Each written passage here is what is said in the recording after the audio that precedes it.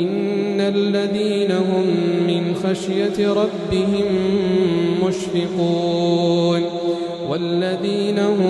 بآيات ربهم يؤمنون والذين هم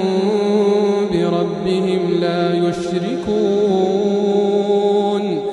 والذين يؤتون ما آتوا وقلوبهم وجلة